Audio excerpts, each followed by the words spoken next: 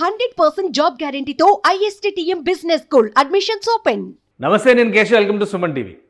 రాజ్యసభలో number game మొదలైంది. రాజ్యసభలో బలం లేకపోతే అధికారంలో ఉన్నటువంటి ఏ పార్టీకైనా ఏ ప్రభుత్వానికైనా ఇబ్బందికరమైనటువంటి పరిస్థితులు ఎదురవుతాయి. ముఖ్యంగా మనీ బిల్స్ విషయంలో బడ్జెట్ ప్రవేశపెట్టేటువంటి సందర్భంలో ఎగువ సభలో అధికార పక్షానికి సరైన బలం లేకపోవడం అనేది ఖచ్చితంగా ఇబ్బందికరమైనటువంటి అంశమే. ఇప్పుడు జాతీయ పార్లమెంట్లో లోక్సభలో కావలసిన మెజారిటీ ఉన్నప్పటికీ రాజ్యసభలో జరుగుతున్నటువంటి పరిణామాలు బీజేపీకి ఇబ్బందికరంగా మారుతున్నాయా? 2016-17 తర్వాత మొదటిసారిగా 90 లోపు రాజ్యసభ సీట్ల సంఖ్య బీజేపీకి పడిపోవడం అనేది ఏ విధంగా ఇబ్బందులు సృష్టించే అవకాశం ఉంది? వెంటనే తేరుకోవడానికి మార్గాలు ఉన్నాయా? ఈ అంశాన్ని విశ్లేషించేటువంటి ప్రయత్నం చేద్దాం.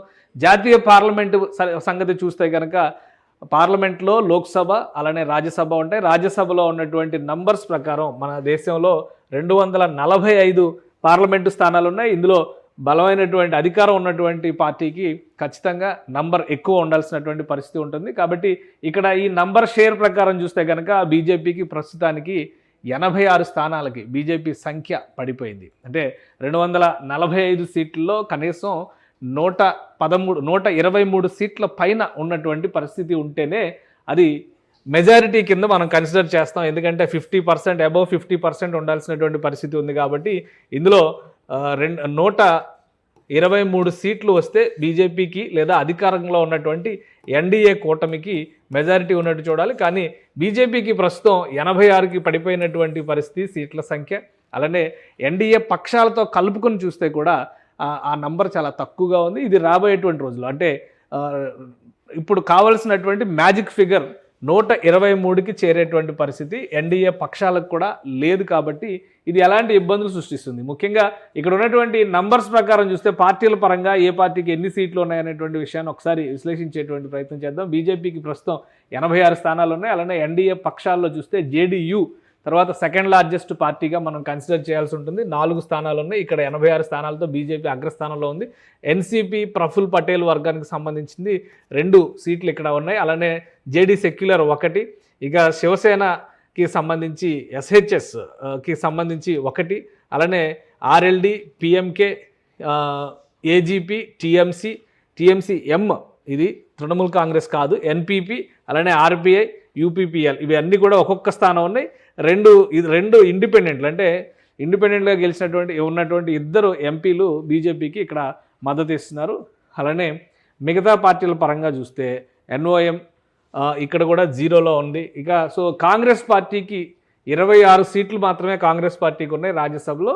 తృణమూల్ కాంగ్రెస్కి 13, ఆప్ 10 సీట్లు, డిఎంకే 10 సీట్లు. అంటే ఐఎన్డీఐఏ కూటమిలో కాంగ్రెస్ పార్టీ కంటే కూడా కాంగ్రెస్ పార్టీతో సమానంగా తలపడగలిగేటువంటి కెపాసిటీ ఉన్నటువంటి పార్టీలు 4-5 కనిపిస్తున్నాయి.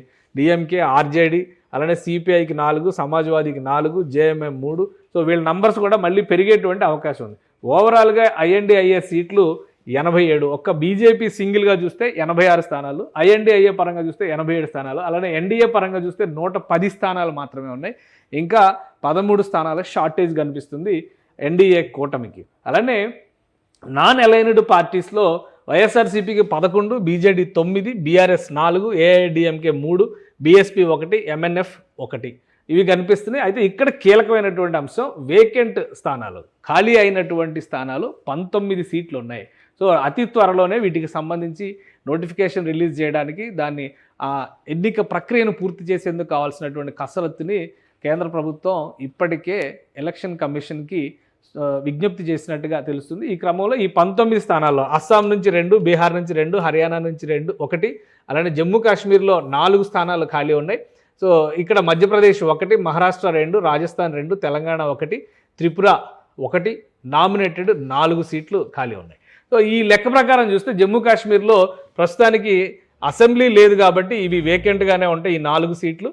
సో ఇక్కడ మిగతా వాటికి సంబంధించి మిగతా 15 సీట్లకు సంబంధించి ఈ 15 సీట్లలో 4 నామినేటెడ్ పోస్టులు ఆల్రెడీ వీళ్ళందరూ కూడా అధికార పార్టీ, కేంద్రంలో ఏ పార్టీ అధికారంలో ఉంటే ఆ పార్టీకి అనుబంధంగా ఉండే అవకాశం ఉంటుంది. కాబట్టి వివిధ రంగాలకు సంబంధించినటువంటి కళాకారుల్ని ఇక్కడ కళాకారులు కావచ్చు, సామాజిక సేవకులు కావచ్చు, బిజినెస్ పర్సనాలిటీస్ కావచ్చు, సో ప్రైడ్ ఆఫ్ ఇండియా ఎవరైతే అవుతారో అలాంటి వాళ్ళని ఇక్కడ నామినేట్ చేసేటువంటి అవకాశాలు ఉంటాయి. ఇప్పుడు కొత్తగా ఈ 4 స్థానాలకి ఎవరు నామినేట్ చేస్తారనేది చూడాలి. సో 15 ఇందులో 11 స్థానాలకి ఎన్నిక జరుగుతుంది. ఈ 11 స్థానాల్లో కూడా 10 స్థానాల్లో ఎంపీలుగా రిప్రజెంట్ చేసినటువంటి నాయకులు ఎంపీలుగా లోక్సభ నుంచి ఎలక్ట్ అయ్యారు. సో ఈ 10 స్థానాలకి కూడా వాళ్ళు రాజీనామాలు చేయడం వల్ల ఖాళీలు ఏర్పడ్డాయి. 10 స్థానాలకి ఎన్నికలు జరుగుతాయి. మిగిలిన ఒక్క స్థానం కేకే, తెలంగాణ నుంచి కేకే పార్టీ మారి బీఆర్ఎస్ నుంచి కాంగ్రెస్లోకి వచ్చినటువంటి నేపథ్యంలో ఆయన రాజీనామా చేశారు. సో ఆ సీటుకి సంబంధించి తెలంగాణలో ఎన్నిక జరుగుతుంది. సో ఇది ఖచ్చితంగా కాంగ్రెస్ గెలుచుకునేటువంటి సీటు. అంటే ఈ ఒక్క సీటు మాత్రమే కాంగ్రెస్ గెలుచుకుంటుంది. మొత్తం 11 స్థానాలకి ఎన్నికలు జరిగితే 10 స్థానాల్లో మళ్ళీ బీజేపీ గెలుపొందేటువంటి అవకాశం ఉంది. సో అతి త్వరలోనే 110 ఎన్డీఏకి సంబంధించి 110గా ఉన్నటువంటి నంబరు 110 కాస్త 120 అయితే అయ్యేటువంటి అవకాశం ఉంది. సో ఇప్పుడు కేంద్ర ప్రభుత్వం దీనిపైనే కసరత్తు చేస్తుంది. ఈ 120తో పాటు నామినేటెడ్ 4 కూడా భర్తీ చేస్తే 124కి నంబరు చేరేటువంటి అవకాశం. సో ఇప్పటికిప్పుడు రాజ్యసభలో ఎన్డీఏ కూటమికి కానీ ఎన్డీఏ ప్రభుత్వానికి కానీ వచ్చేటువంటి ఇబ్బంది ఏమీ లేదు. ఎన్నిక పూర్తయిన తర్వాత, ఈ ఎన్నిక ప్రక్రియను కంప్లీట్ చేసిన తర్వాత మరొకసారి ఎన్డీఏ రాజ్యసభలో కూడా పట్టు దక్కించుకునేటువంటి అవకాశాలు స్పష్టంగా ఉన్నాయి. అయితే దీనిపైన ఎవరి రాజకీయ విశ్లేషణలు వాళ్ళు చేస్తున్నటువంటి పరిస్థితి ఉంది. కేంద్ర ప్రభుత్వం నుంచి, ముఖ్యంగా భారతీయ జనతా పార్టీ నుంచి వస్తున్నటువంటి అంచనాల ప్రకారం చూస్తే కనుక 2 నెలల్లో ఈ ఎన్నిక ప్రక్రియను పూర్తి చేయడం ద్వారా రాజ్యసభలో ఖాళీ అయినటువంటి స్థానాలని భర్తీ చేసేందుకు కావాల్సినటువంటి కసరత్తు చేస్తున్నట్టుగా తెలుస్తుంది.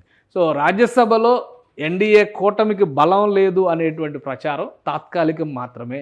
అతి త్వరలోనే ఎన్డీఏ మరొకసారి రాజ్యసభలో బలమైనటువంటి ఆధిపత్యాన్ని దక్కించుకునేటువంటి అవకాశం స్పష్టంగా ఉంది. ఎందుకంటే 2016-17 తర్వాత కాంగ్రెస్ పార్టీకి సంబంధించినటువంటి రాజ్యసభ సభ్యులు రాజీనామాలు చేయడం, అలానే ఎన్డీఏకి సంబంధించి బీజేపీకి సంబంధించినటువంటి బలం పెరుగుతూ రావడం జరిగింది.